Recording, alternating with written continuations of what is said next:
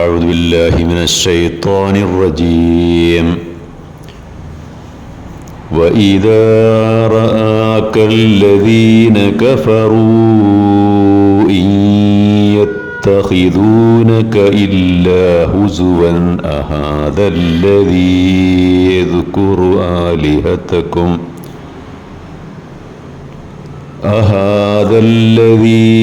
يذكر آلهتكم وهم بذكر الرحمن هم كافرون. خلق الإنسان من عجل سأريكم آياتي فلا تستعجلون. ويقولون متى هذا الوعد إن كنتم صادقين. لو يعلم الذين كفروا حين لا يكفون عن وجوههم النار ولا عن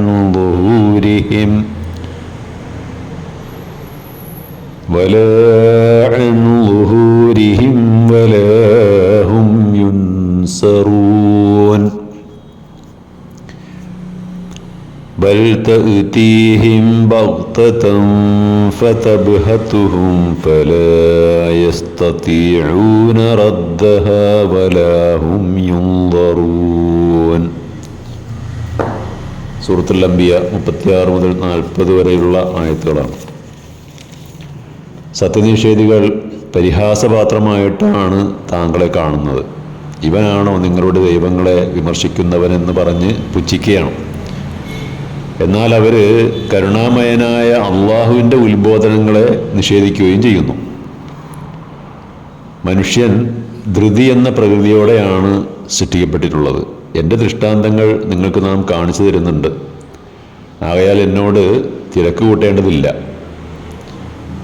അവിശ്വാസികൾ ചോദിക്കുന്നുണ്ടല്ലോ, നിങ്ങളീ പറയുന്ന വാഗ്ദാനങ്ങളും ഭീഷണികളുമൊക്കെ വാസ്തവമാണെങ്കിൽ എപ്പോഴാണവ സംഭവിക്കുക എന്ന്. അവരുടെ മുഖങ്ങളും മുതുകുകളും നരകത്തിയിൽ നിന്നും രക്ഷിക്കാനാവാത്ത, എവിടെ നിന്നും യാതൊരു സഹായവും ലഭ്യമല്ലാത്ത ആ സന്ദർഭത്തെക്കുറിച്ച് ഈ നിഷേധികൾ അറിഞ്ഞിരുന്നുവെങ്കിൽ, ചിന്തിച്ചിരുന്നുവെങ്കിൽ പെട്ടെന്നായിരിക്കും ആ വിപത്ത് വന്നണയുക. അപ്പോൾ അത് അവരെ സ്തബ്ധരാക്കി കളയും. അവർക്കത് തടയാനാവില്ല. അതിനൊരു സാവകാശവും ലഭിക്കുകയുമില്ല. നബി തിരുമേനിയെ കാണുമ്പോൾ ഈ മക്കയിലെ ഖുറൈശി പ്രമാണിമാർ പരിഹാസത്തോടുകൂടി പറയുമായിരുന്നു, ഇവനാണോ നമ്മുടെ വിഗ്രഹങ്ങളെയും ബിംബങ്ങളെയൊക്കെ വിമർശിക്കുന്നത്? ഇവനെന്ത് അർഹതയാണ് അതിനുള്ളത്? അതേസമയം സർവലോകരക്ഷിതാവായ ദൈവത്തെ, അള്ളാഹുവിനെ അവർ ഓർക്കുകയോ അവനെക്കുറിച്ച് പറയുകയോ ചെയ്യുന്നില്ല.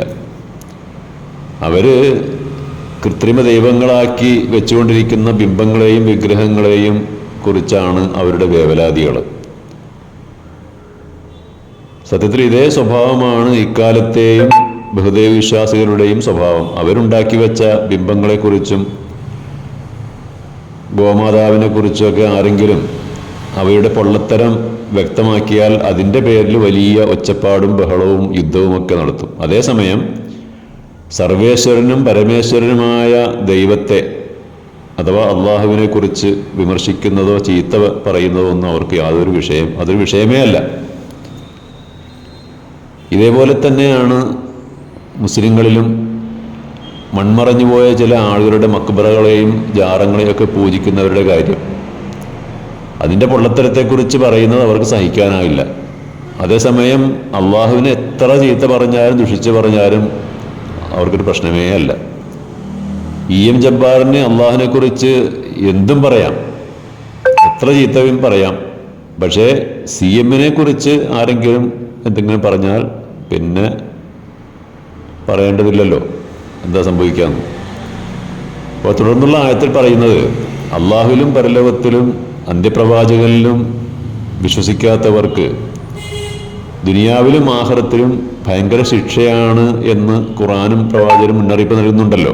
എങ്കിൽ ആ ശിക്ഷ വേഗം കൊണ്ടുപോവാ, ഞങ്ങളൊന്ന് കാണട്ടെ എന്ന് ഈ നിഷേധികൾ വെല്ലുവിളിക്കുകയാണ്. അപ്പോൾ അതിന് മറുപടിയായിട്ട് പറയുകയാണ്, അള്ളാഹുവിൻ്റെ ശിക്ഷയ്ക്ക് വേണ്ടി നിങ്ങൾ ധൃതി കൂട്ടേണ്ടതില്ല. അത് വരാൻ പോകുന്നൊരു യാഥാർത്ഥ്യമാണ്, സത്യമാണ്. അത് സംഭവിക്കുന്നതിന് മുമ്പായി നിങ്ങളുടെ കാര്യങ്ങളൊക്കെ നിങ്ങൾ നന്നാക്കി തീർക്കുക. മനുഷ്യൻ്റെ സൃഷ്ടിപ്പ് തന്നെ ധൃതിയോടുകൂടിയ സ്വഭാവമാണ്.